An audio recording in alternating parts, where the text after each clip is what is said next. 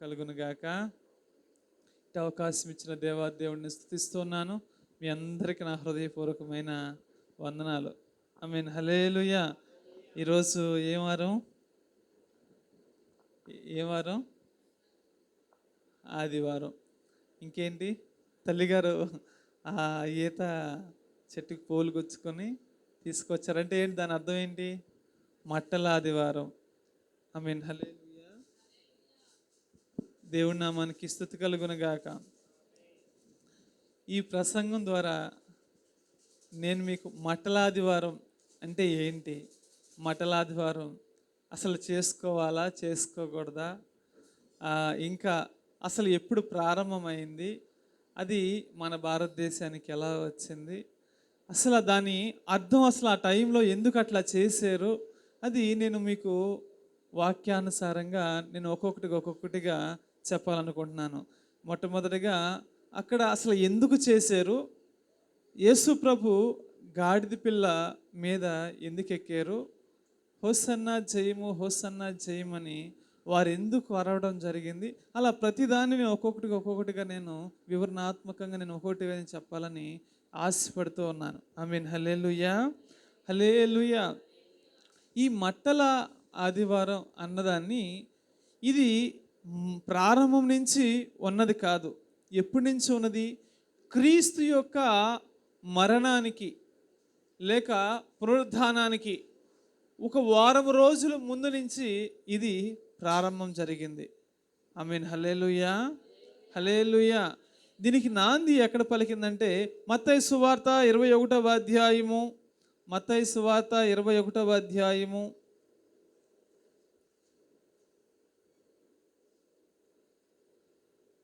6వ వచనం, 9వ వచనం కాడి నుంచి చదవండి.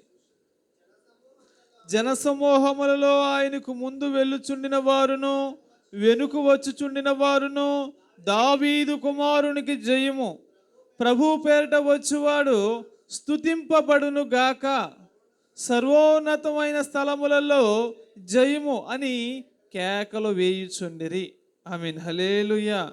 ఇక్కడ ఏం చేస్తున్నారు? సర్వోన్నతమైన స్థలములలో నివసించువానికి జయము, దావీదు కుమారునికి జయము అని దేవుణ్ణి ఏం చేస్తూ ఉన్నారు? ఆయన్ను స్తుతిస్తూ ఉన్నారు, ఆయన్ని మహిమపరుస్తూ ఉన్నారు. ఇది మొట్టమొదటిగా జరిగింది. ఇలా వారు చేయడానికి గల ఒక కారణం ఉన్నది. అయితే అదే ప్రారంభం. ఈ మట్టల ఆదివారానికి ప్రారంభము, పునాది పడింది అప్పుడే.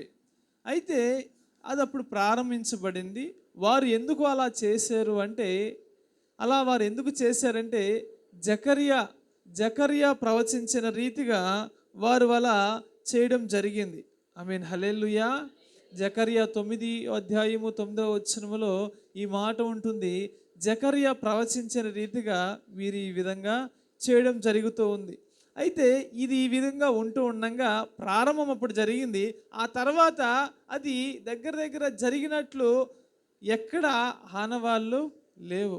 ఇక తర్వాత దగ్గర 300 సంవత్సరముల పైచిలికే అది ఎక్కడ జరిగినట్లు ఆనవాళ్ళు లేదు. ఆమేన్. హల్లెలూయా. హల్లెలూయా. హల్లెలూయా. అయితే 4వ శతాబ్దంలో ఎథేరియా అనే ఒక యాత్రికురాలు, ఎథేరియా పేరు గుర్తుపెట్టుకోండి. ఎథేరియా అనే ఒక యాత్రికురాలు ఆ యెరూషలేము ప్రాంతం, చర్చి ఉంది కదా, యెరూషలేము ప్రాంతంలో చర్చి ఉంది కదా, అక్కడే కదా దేవుణ్ణి ఆరాధించారు మొట్టమొదటిగా అపోస్తలులు, శిష్యులు అందరూ కలిసి. ఆ చర్చి ఇప్పుడు కూడా ఉన్నది యెరూషలేములో. అయితే అక్కడికి వెళ్ళినప్పుడు ఆ ఎథేరియా అనే ఒక యాత్రికురాలు మొట్టమొదటిగా క్రైస్తవులందరూ ఒలీవ కొండ మీద నుంచి ఇక్కడ కిందకి ఏం తీసుకుని వచ్చారు? వారు ఏం తీసుకుని వచ్చారు?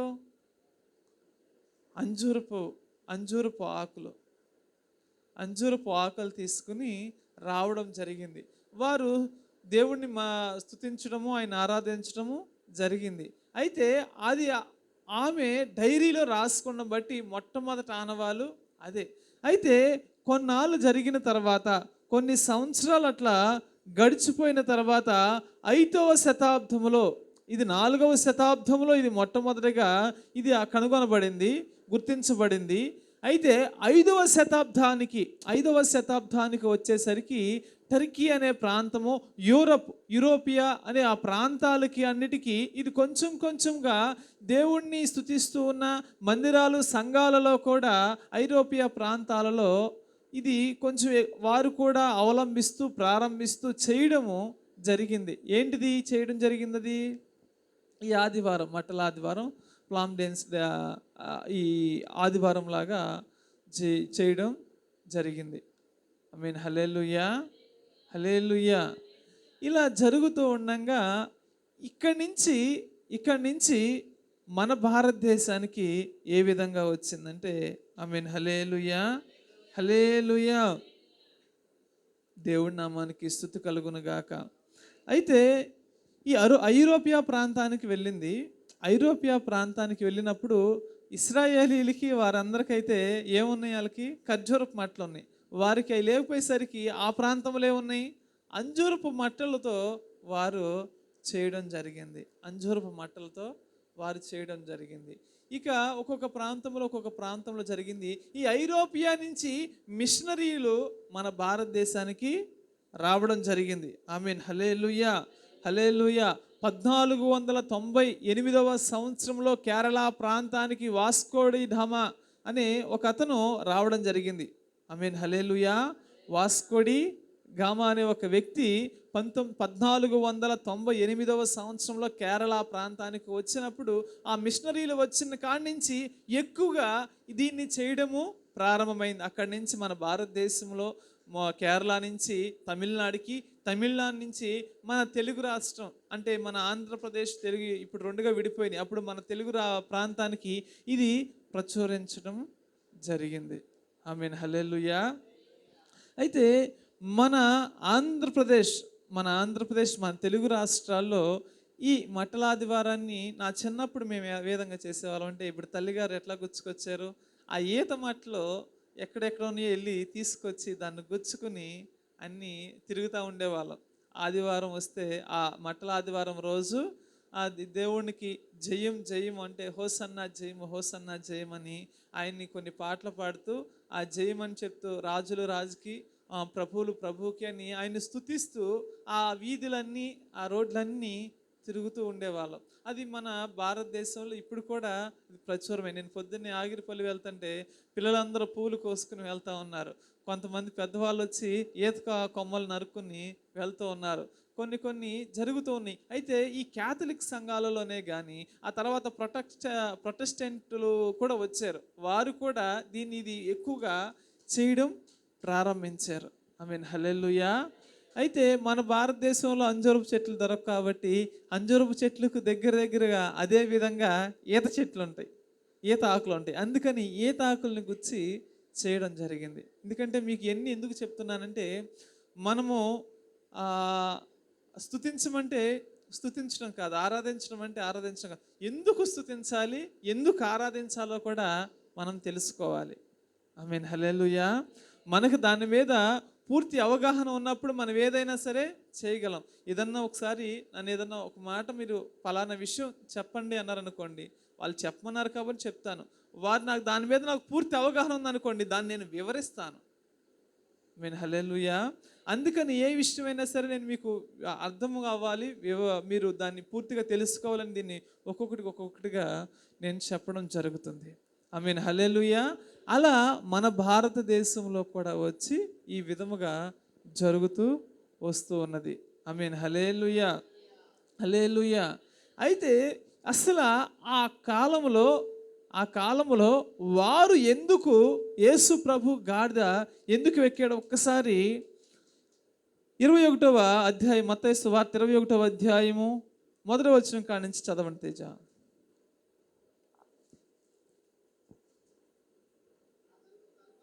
ఆ తరువాత యెరూషలేముకు సమీపించి ఒలీవ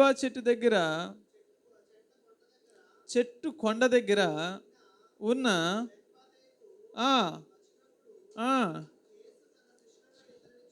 యేసు తన శిష్యులలో ఇద్దరిని చూచి, వెలుపటినున్న గ్రామమునకు వెళ్ళుడి. వెళ్ళగానే కట్టబడి ఉన్న ఒక గాడిదయు దాని తోడి ఉన్న ఒక గాడిద పిల్లయు మీకు కనబడును. వాటిని విప్పి నా యొద్దకు తోలుకుని రండి. ఆమేన్, హల్లెలూయా. యేసు ప్రభువు అసలు ఆ గాడిద పిల్లని ఎందుకు తోలికి రామన్నారో అని మీరు కొంచెం లోతుగా ఆలోచించినట్లయితే జకర్యా 9:9 ఒకసారి చదవండి. జకర్యా ప్రవచన గ్రంథము 9వ అధ్యాయము 9వ వచనం ఒకసారి చదవండి.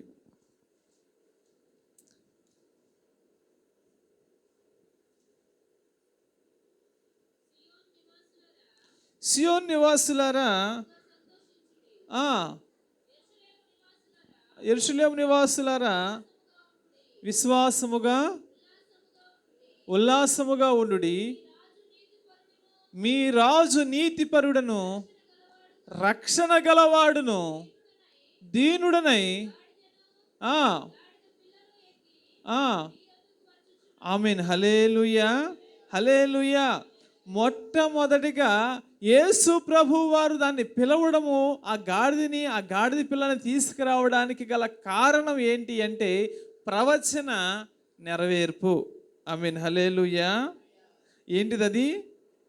ప్రవక్త ద్వారా చెప్పబడిన మాటలు నెరవేర్చడం కోసము. ఆయన నీతిపరుడు, ఆయన ఏమై ఉన్నాడైనా సమాధానకర్త. రాబోతున్న మెస్సయ్య ఆయనే.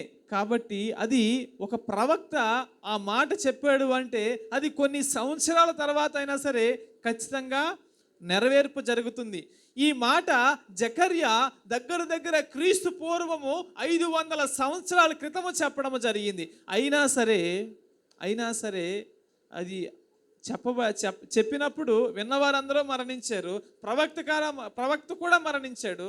కానీ ఆ మాట శాశ్వతముగా ఇంకా జీవము కలిగి ఉన్నది. ఆమేన్, హల్లెలూయా. నా మాటలు నేను కొంచెం నిదానంగానే చెప్తాను. రాత్రంటే కొంచెం హడావుడిగా చెప్పాల్సి వచ్చింది. ఈరోజు నేను నిదానంగానే చెప్తాను, మీకు అర్థమయ్యే విధంగా. ఆమేన్, హల్లెలూయా, హల్లెలూయా. మొట్టమొదటిగా అది ఎందుకు జరిగింది? ప్రవచన నెరవేర్పు. ఆమేన్, హల్లెలూయా, హల్లెలూయా. యెషయా గ్రంథము 62వ అధ్యాయము 11వ వచనం ఒకసారి చదువుదాం.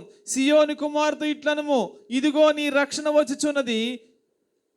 కీర్తనలో కూడా 118 యెహోవా పేట వచ్చు వాడు ఆశీర్వదింపబడును గాక. ఆమేన్, హల్లెలూయా. చదవండి, ఆ మాట చదవండి. 62:11.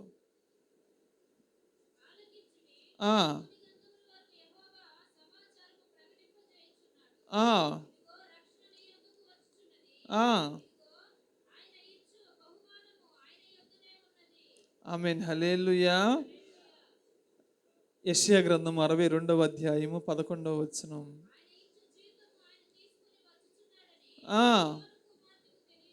సియోను కుమార్తెతో ఇట్లను, ఇదిగో నీ రక్షణ వచ్చుచున్నది.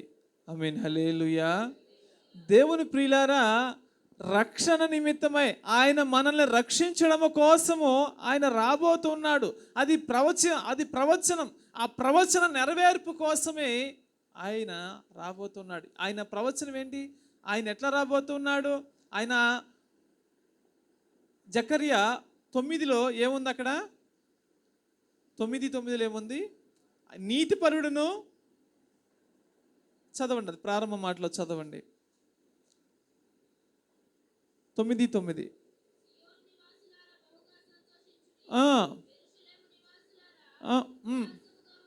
ఉల్లాసముగా ఉండుడి.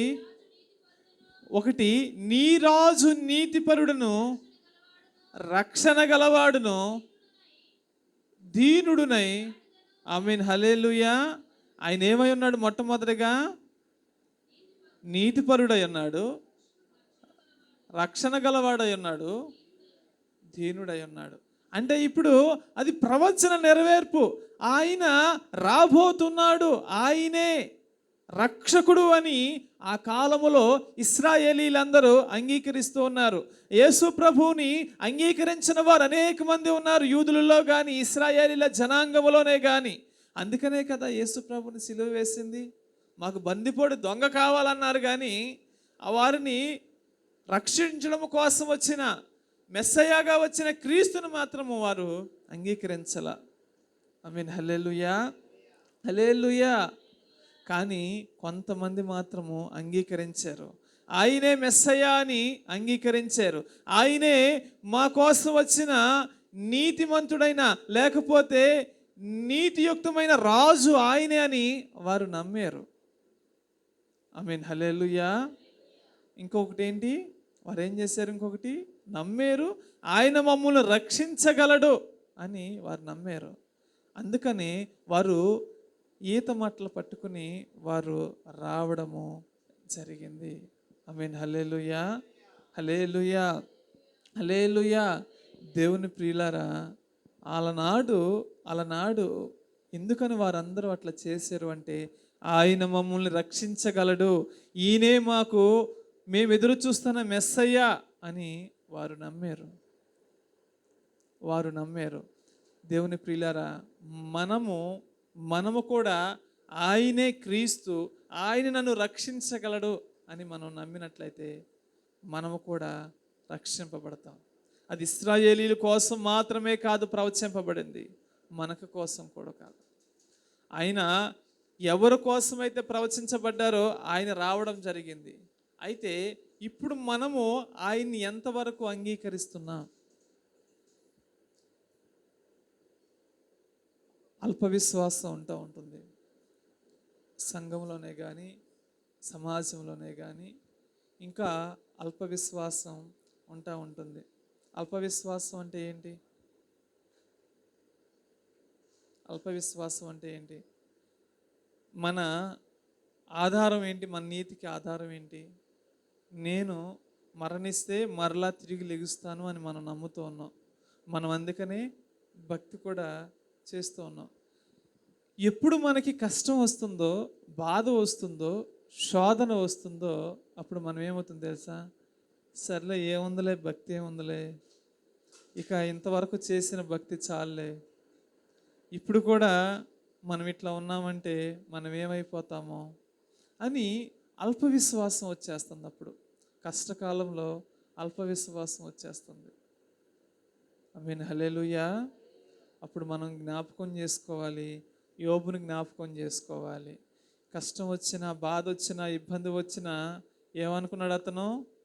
దేవుడు ఆశీర్వదించినప్పుడు నేను అనుభవించినప్పుడు, శ్రమ వచ్చినప్పుడు నేను భరించలేనా అని తన భార్యకి చెప్పినట్లు మనకు మనం చెప్పుకోవాలి. దావీదు అంటాడు కదా, నా ప్రాణమా సన్నుతించుము, నా అంతరంగమా సమస్తమా. చెప్పాలి, దేవుణ్ణి స్తుతించుము, సన్నతించుము. ఆమేన్, హల్లెలూయా. అట్లా మనం చెప్పుకోవాలి. నా ప్రాణమా ఇంకొంతకాలం ఆగు, నా ప్రాణమా ఈ శోధనలు ఎల్లకాలం ఉండవు, నా ప్రాణమా ఇంకొంతకాలం అని మనకు మనం చెప్పుకోవాలి. దావీదు తన గురించి తన ప్రాణం గురించి ఏ విధంగా తాను చెప్పుకుని ఓదార్చుకుంటున్నాడో, లేక తాను సరిచేసుకుంటూ ఉన్నాడో, తాను నెమ్మదిపరుచుకుంటున్నాడో, తాను మనం ఇంకా బాగా చెప్పాలంటే, అర్థమయ్యే విధంగా చెప్పాలంటే తాను బుజ్జగించుకుంటున్నాడు. నా ప్రాణమా ఇంకొంతకాలమే అని తాను బుజ్జగించుకుంటున్నాడు. శ్రమలో మనం అట్లా బుజ్జగించుకోవాల్సిన సమయం వచ్చిందేమో. మనం ఎంత మాత్రమును భక్తి నుంచి మనం విడిపోకూడదు. ఆయనే మెస్సయ్య, ఆయనే మనల్ని ఆ రాజ్యానికి తీసుకెళ్ళగలిగిన వాడు అని మనం ఎప్పుడు గుర్తించుకోవాలి. ఆమేన్, హల్లెలూయా, హల్లెలూయా. కీర్తనలో 118వ కీర్తన 26వ వచనం.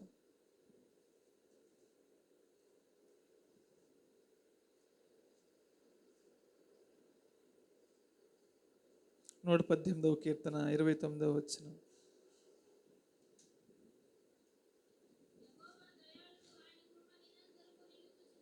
యెహోవా దయాళుడు, ఆయన కృప నిరంతరము నిలుచుచున్నది. ఆమేన్, హల్లెలూయా. ఏం చెప్తున్నారు? ఆయన కృప నిరంతరం నిలుచుచున్నది. ఆయనకి ఏం చేయాలి? కృతజ్ఞతాస్తుతులు చెల్లించాలి. అందుకని హోసన్నా జయము, హోసన్నా జయము అని వారు స్తుతిస్తూ ఉన్నారు. ఆయన మహింపరుస్తూ ఉన్నారు. ఆ కాలంలో ఇశ్రాయేలీలు అందరూ రోమా సైన్యము కింద వారు బానిసలుగా ఉన్నారు. రోమీయులు వీరిని పాలిస్తూ ఉన్నారు. అయితే వారు ఎవరి కోసం ఎదురు చూస్తున్నారు? మెస్సయ్య మా కోసం వస్తాడు. మెస్సయ్య, ఇటు వరకు మేము బానిస బ్రతుకులలో ఉన్నప్పుడు దేవుడు మోషేని పంపించాడు. మమ్ముల చెరసాలలో నుంచి, ఆ ఐగుప్తి బానిసత్వము నుంచి మమ్ముల కానానుకు నడిపించాడు. అయితే ఇప్పుడు మేము రోమా సైన్యము కింద ఉన్నాము కదా, మేము బానిసలుగా ఉన్నాము కదా, అయితే మా కోసం మెస్సయ్య వస్తాడు. మెస్సయ్య వచ్చి మమ్మల్ని ఈ బానిసత్వం నుంచి విడుదల కలిగిస్తాడు అని ఆ ఇశ్రాయేలీలందరూ ఎదురు చూస్తూ ఉన్నారు. ఆమేన్, హల్లెలూయా, హల్లెలూయా. రాబోతున్న మెస్సయ్య ఈయనే అని వారందరూ అనుకుంటూ ఉన్నారు. వారందరూ అనుకుని ఆయన ఆ విధంగా మహిమపరుస్తూ ఉన్నారు. ఆమేన్, హల్లెలూయా, హల్లెలూయా. మొట్టమొదటిగా ఏంటి? ప్రవచన నెరవేర్పు. ఇది మొట్టమొదటిగా ప్రవచన నెరవేర్పు కోసము వారు ఆ విధంగా ఆ రోజు జరిగింది. ఎప్పుడు జరిగింది ఇది? క్రీస్తు శకం 30వ సంవత్సరం నుంచి 33వ సంవత్సరం మధ్యన ఈ పండగ ప్రారంభమైంది. మట్టల ఆదివారము 30 నుంచి 33 ఈ మధ్యన మట్టల ఆదివారము ప్రారంభమైంది. ఆమేన్, హల్లెలూయా, హల్లెలూయా. యేసు ప్రభు భూమి మీద ఎన్ని సంవత్సరాలు జీవించాడు? 33.5 సంవత్సరాలు. 30 సంవత్సరాలు వయసు వచ్చినప్పుడు సేవకు వచ్చాడు. 3.5 సంవత్సరాలు ఆయన సేవ చేశాడు. అయితే మరి ఆయన చనిపోయే ముందు ఒక వారం రోజుల ముందే కదా అయ్యగారు మీరు అంటున్నారు కదా అని మీరు అనవచ్చు. అవును. అయితే అక్కడ జరిగిన విషయం ఏంటంటే, బైబిలు చరిత్ర ప్రకారము క్రీస్తు ఆయన పుట్టిన 2 సంవత్సరాల కాడి నుంచి దీన్ని ఇట్లా ప్రారంభించారు, సంవత్సరాన్ని ప్రారంభించారని చరిత్రకారులు కూడా చెప్తూ ఉంటారు. ఆమేన్, హల్లెలూయా, హల్లెలూయా. ఇది ఎందుకు జరుగుతుంది? మట్టల ఆదివారం ఎందుకు జరుగుతుంది? మొట్టమొదటిగా ప్రవచన నెరవేర్పు. జకరియా 9వ అధ్యాయం 9వ వచనంలో ఆయన పలికిన ఆ ప్రవచన నెరవేర్పు నిమిత్తమై జరుగుతుంది. రెండవదిగా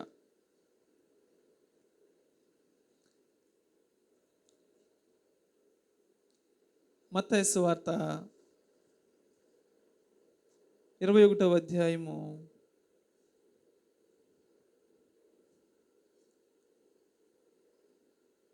6వ వచనం 7వ వచనం. ఆజ్ఞాపించిన ప్రకారము చేసి ఆ గాడిదను దాని పిల్లను తోలుకొని వచ్చి వాటి మీద తమ బట్టలు వేయగా ఆయన బట్టల మీద కూర్చుండెను. ఆమేన్, హల్లెలూయా. ఆయన ఏం చేశాడు? రెండవదిగా ఏం చేశాడు? గాడిద మీద ఊరేగాడు, గాడిద మీద తిరిగాడు. అయితే ఆ మట్టలు ఎందుకు వేశారు అంటే, ఆ మట్టలు విజయానికి వారికి గుర్తు. అంటే ఉదాహరణకి రాజు వస్తున్నప్పుడు ఆ విధముగా వేయడం అది గౌరవప్రదముగా వారు భావిస్తూ ఉంటారు. ఆమేన్, హల్లెలూయా. ఇంకొకటి ఏంటంటే, ఈ గాడిద దేనికి గుర్తుగా ఉంది అంటే, ఇది సమాధానమునకు గుర్తుగా ఉన్నది. ఇది ఇశ్రాయేలీలు, అందుకనే దేవుడు యేసు ప్రభు గాడిద పిల్ల మీద ఎక్కడం జరిగింది. ఆయన ఏమై ఉన్నాడు? ఆయన సమాధాన అధిపతి అయి ఉన్నాడు.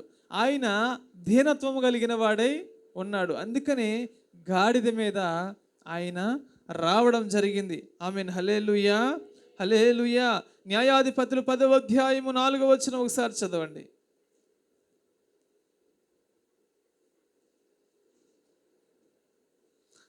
న్యాయాధిపతులు 10వ అధ్యాయము 4వ వచనం. అతనికి 30 మంది కుమారులుండిరి.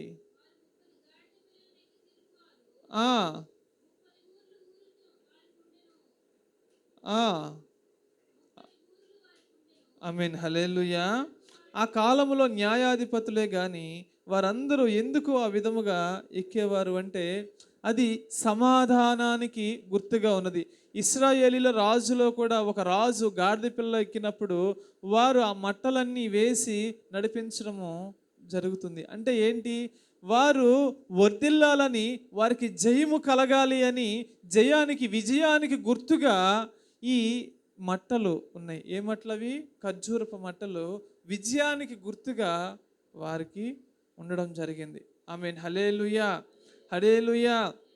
ఆయన గాడిద పిల్ల మీద, రెండవదిగా గాడిద పిల్ల మీద రావడానికి గల కారణం అది. ఆమేన్. హల్లెలూయా, హల్లెలూయా. మత్తయి సువార్త 11వ అధ్యాయం 29వ వచనం ఒకసారి చదవండి. మత్తయి సువార్త 11వ అధ్యాయం 29వ వచనం. నేను సాత్వికుడను, దేన మనస్సు గలవాడును గనుక మీ మీద నా కాడి ఎత్తుకొని నా యొద్ద నేర్చుకొనుడి. ఆమేన్. హల్లెలూయా. ఆయన ఏమై ఉన్నాడు? ఆయన సాత్వికుడై ఉన్నాడు. ఆయన తన్ను తాను తగ్గించుకుని వాడై ఉన్నాడు. దేన మనస్సు కలిగిన వాడై ఉన్నారు. ఆమేన్. హల్లెలూయా, హల్లెలూయా. దేవుని ప్రియ సంగమా, ఇప్పుడు మనం ఏమై ఉండాలి? దేన మనస్సు కలిగిన వారమై ఉండాలి. సాత్వికులమైన మనస్సు కలిగిన వారమై ఉండాలి. మత్తయి సువార్త 5వ అధ్యాయంలో ఈ విధముగా ఉంటుంది కదా. సాత్వికులు ధన్యులు, వారు భూలోకమును స్వతంత్రించుకొందురు. ఆమేన్. హల్లెలూయా, హల్లెలూయా. సమాధానపరచువారు ధన్యులు, వారు దేవుని కుమారులు అనబడుదురు. ఆమేన్. హల్లెలూయా, హల్లెలూయా. ఇప్పుడు సాత్వికులు ఏమై ఉన్నారు? ఇప్పుడు భూలోకాన్ని స్వతంత్రించుకుంటారు. దేవుని ప్రియ సంగమా, సాత్వికమైన హృదయము మనకు కావాలి. సాత్వికమైన హృదయం మనం ఉన్నప్పుడు దేవుడు మనల్ని ఇష్టపడతాడు. దేవుని క్రియలు మన ఎందు ఉంటాయి. మనము కఠిన హృదయాన్ని, ఆ రాతి హృదయాన్ని మనం తీసివేసి మాంస హృదయము ధరించబడిన వారమై అందరినీ సాత్వికమైన మనస్సుతో వారిని ప్రేమించాలి. సాత్వికులు ఏ విధంగా ఉంటారు? సాత్వికులు ఏ విధంగా ఉంటారు చెప్పాలి. ఎవరన్నా వెళ్తున్నారనుకోండి, వెళ్తున్నాగా వెనకాల నుంచి గట్టిగా మన గట్టిగా కొట్టారనుకోండి, సాత్వికులు ఏమంటారో తెలుసా? అన్న ఎందుకన్నా అంత గట్టిగా కొట్టావన్నా, నొప్పి వచ్చింది కదన్నా అంటారు. అది వేరే వాళ్ళు అయితే తిరగబడతారు, తిడతారు. అంతేనా కాదా? అన్న ఎందుకన్నా అంత గట్టి కొట్టి నొప్పి వచ్చింది కదన్నా అంటారు. సాత్వికమైన స్వభావం అంటే అదే. వారు ఓర్చుకుంటారు, భరిస్తారు. సాత్వికమైన స్వభావం మనలోకి రావాలి. దేవుని ప్రియులారా, సాత్వికము ఆయన ఎంత తగ్గించుకున్నాడంటే, ఆయన చాలా తగ్గించుకుని ఆయన జీవించడం జరిగింది. కానీ మనము సంఘములోనే కానీ, సమాజంలోనే కానీ తగ్గించుకుని జీవిస్తున్నామా? ఎవరన్నా ఒక మాట అన్నారనుకోండి, మనం తగ్గుంటున్నామా? ఎవరన్నా ఒక మాట అన్నారనుకోండి, మనం తగ్గుంటున్నామా? లేకపోతే ఎవరన్నా సరే మనల్ని విమర్శించారనుకోండి, మనం విమర్శించకుండా ఉంటున్నామా? అంతెందుకు క్రీస్తు చెప్పిన బోధన మనము గైకొనగలుగుతున్నామా? మీకు ఒకసారి నేను చాలాసార్లు చెప్పాను, మనకి పాద పరిచర్య జరుగుతూ ఉంటుంది. ఈ కొంతమందికి, చాలామందికి తెలుసు పాద పరిచర్య ఏంటంటే, అక్కడ బల్లారాధన ఇచ్చిన తర్వాత ఇచ్చే ముందు కానీ ఏం జరుగుతుందంటే, ఒక ప్లేట్లో, ఒక బేసిన్లో అక్కడ నీళ్ళు పెట్టి ఆ నీళ్ళతో వాళ్ళ పాదములు కడిగి, ఎందుకని? యేసు ప్రభు వారు అలా చేశారు. మీరు ఆ విధముగా చేయలేదనుకోండి, మీరు నాతో మీకు పాలు లేదు అని పేతురుతో అన్నాడు. నేను చేయను ప్రభు అంటే, నాతో నీకు పాలు లేదు, ఇక్కడి నుంచి పొమ్మన్నాడు ప్రభు. ఆమేన్. హల్లెలూయా, హల్లెలూయా. అయితే మనము వాక్యానుసారంగా చేయాలి కదా, మనం యేసు ప్రభు చెప్పాడు కదా అని చేస్తున్నాం. ఒకరు మన సంఘంలో కాదులేండి, ఒకరిని అమ్మ ఇట్లా రెండమ్మ, ఇట్లా ఒకరి కాళ్ళు ఒకరు ఇట్లా కడగాలమ్మ అంటే, ఏంటి నేను వాళ్ళ కాళ్ళు పట్టుకోవాలా? వద్దొద్దు, మేము పట్టుకోం, మాకు అట్లా చెయ్యం, అసలు మేము ఎప్పుడు చేయలా, మేము అలాంటి అందులో మేము చెయ్యం, మేము చేయనంటే చెయ్యం అన్నారు. ఇంకా పైగా వాళ్ళు ఎగతాళిగా నవ్వుతూ ఉన్నారు. ఆమేన్, హల్లెలూయా. ఇది తగ్గింపు కలిగిన జీవితమా? మనం యేసు ప్రభువుని జీవించాలి. యేసు ప్రభు అన్నాడు, పౌలు అంటున్నాడు, నన్ను పోలి మీరు జీవించను అన్నాడు. యేసు ప్రభు ఎందుకు వచ్చాడు? ఆయన మనకు మాదిరిగా ఉండడానికి వచ్చాడు. ఆయన ఏం చేశాడో మనం అది చేయాలంతే. ఆ తర్వాత ఆయన ప్రార్థన చేశాడు, స్వస్థతలు జరిగినాయి. మనం ప్రార్థన జరిగినా జరుగుతాయి. యేసు ప్రభే చెప్తున్నాడు, మీరు నా నామమున తండ్రిని అడిగితే మీకు అది అన్నీ అనుగ్రహింపబడుతాయి అన్నారు. ఇంకా శిష్యులు అంటున్నారు, నేను చేసినవి మాత్రమే కాక నన్ను మించిన కార్యాలు మీరు చేస్తారు అని శిష్యుల దగ్గర అంటూ ఉన్నారు. హల్లెలూయా. దేవుని ప్రియ సంగమా, మనం ఏం చేయాలి? మొట్టమొదటిగా ఆయన దీనుడై ఉన్నాడు, తను తాను తగ్గించుకుని ఉన్నాడు. ఆమేన్, హల్లెలూయా, హల్లెలూయా, హల్లెలూయా. మూడవదిగా కీర్తనలు 118 25వ వచనం. 118వ కీర్తన 25వ వచనం.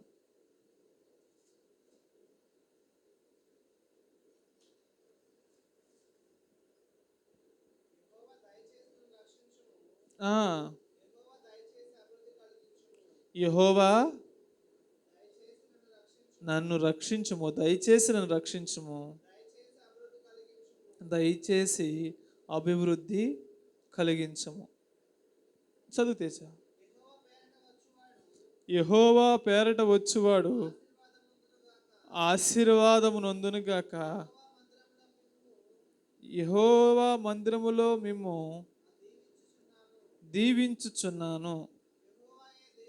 యెహోవాయే దేవుడు, ఆయన మనకు వెలుగు అనుగ్రహించి ఉన్నాడు. ఆమేన్, హల్లెలూయా, హల్లెలూయా.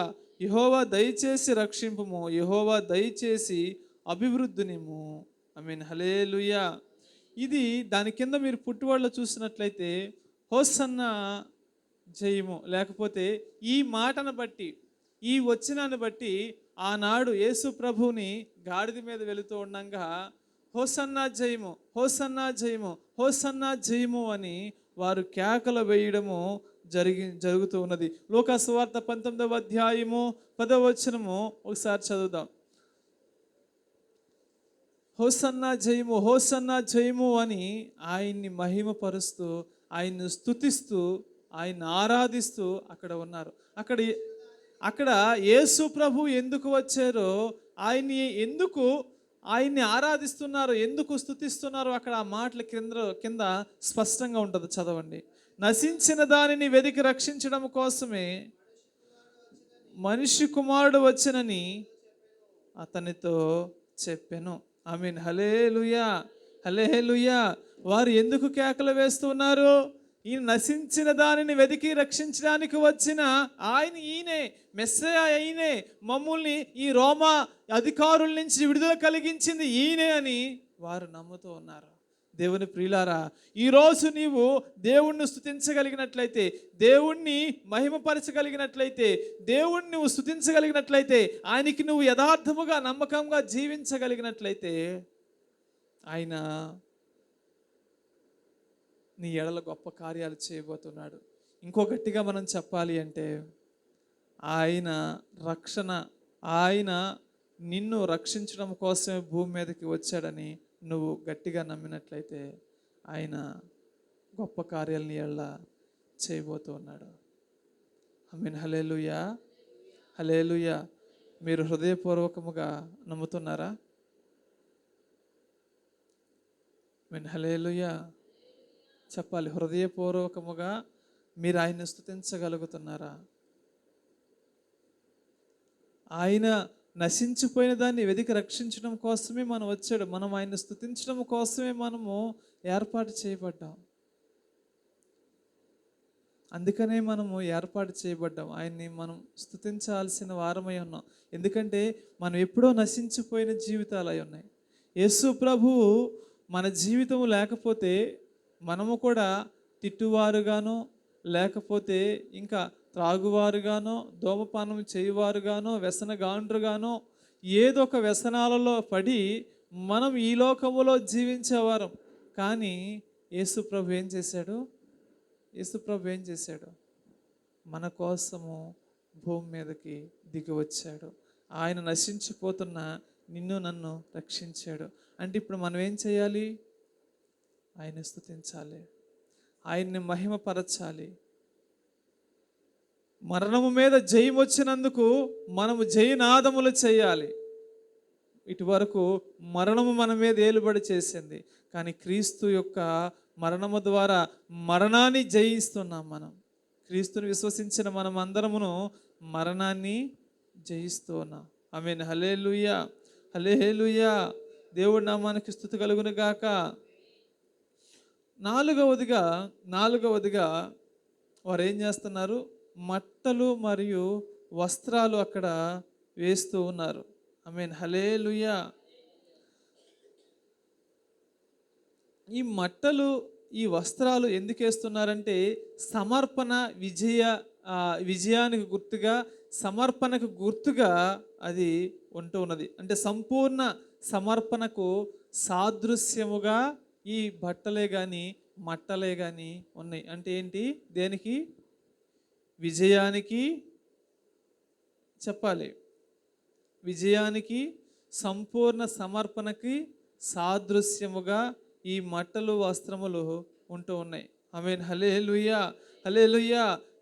ప్రకటన గ్రంథము 7వ అధ్యాయము 9వ వచనం ఒకసారి చదవండి. ప్రకటన గ్రంథము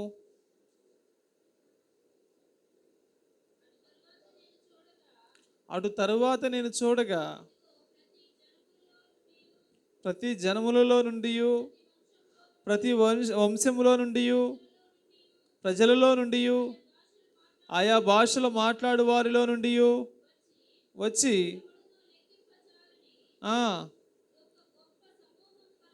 ఎవరు లెక్కింపజాలనంత గొప్ప సమూహము కనిపించెను. వారు తెల్లని వస్త్రములు ధరించుకొని, ఖర్జూరపు మట్టలు చేత పట్టుకుని, సింహాసనము ఎదుట గొర్రె పిల్ల ఎదుటను నిలిచిండుట చూచితిని. ఆమేన్. హల్లెలూయా, హల్లెలూయా. ఇదేంటిది? ఇది పరలోకములో నిత్య విజయోత్సవం. మనం అందరము కూడా మరణించిన తర్వాత ఎక్కడికి వెళ్ళబోతున్నాం? పరలోకములో. మనం గొర్రెపిల్ల ఎదుట మనము కూడా ఈ ఖర్జూరపు మట్టలతో ఆయన్ని విజయనాదముతో ఆయన్ని స్తుతించబోతూ ఉన్నాం. ఇక్కడ మాత్రమే కాదు, అక్కడ కూడా విజయోత్సవం చేయబోతూ ఉన్నాం. ఆమేన్. హల్లెలూయా, హల్లెలూయా. దేవుడి నామానికి స్తుతి కలుగును గాక. ఒకసారి రెండవ రాజులు 9వ అధ్యాయము 13వ వచనం ఒకసారి చదువుదాం.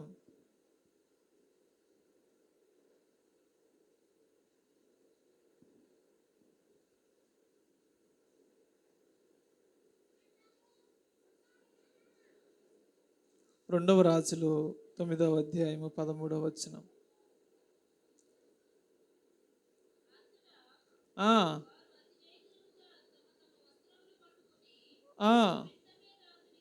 మెట్ల మీద అతనికి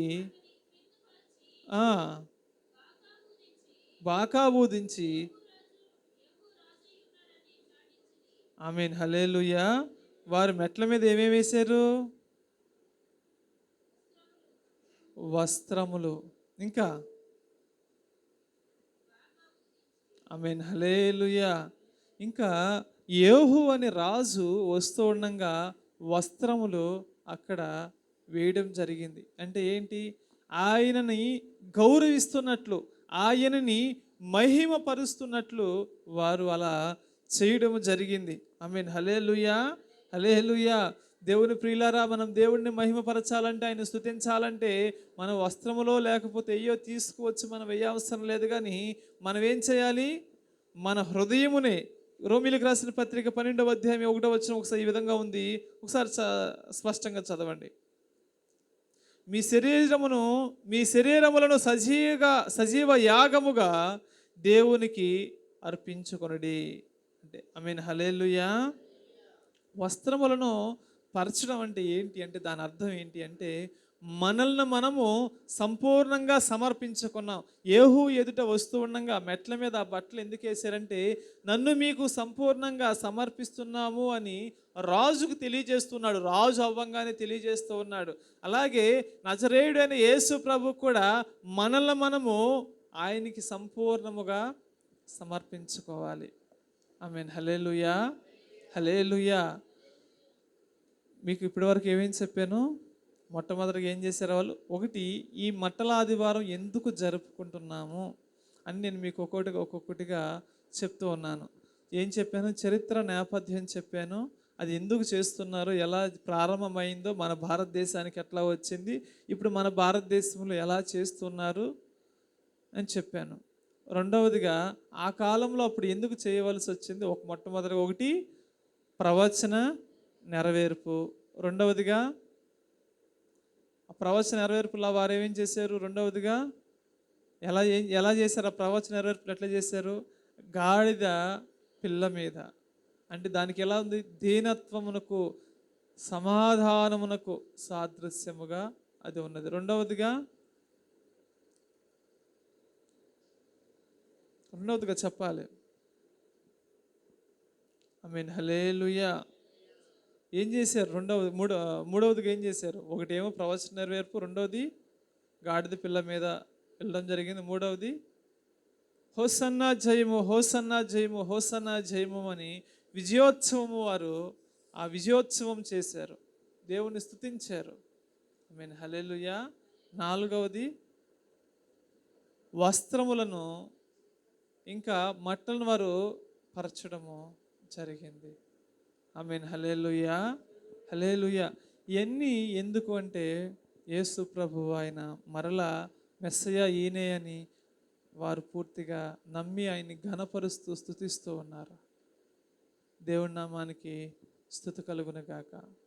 ఇప్పుడు మీకు మట్టల ఆదివారం ఎందుకు జరుగుతుందో మీకు ఇప్పుడు పూర్తిగా అర్థమైందా? ఇప్పుడు మనం ఆయన ఏ విధముగా ఎలా ఆరాధించాలో అర్థమైందా? ఇప్పుడు నా ప్రసంగం నేను ముగించబోతున్నాను. ఇప్పుడు మనం మట్టల ఆదివారం చేయవచ్చా, చేయకూడదా?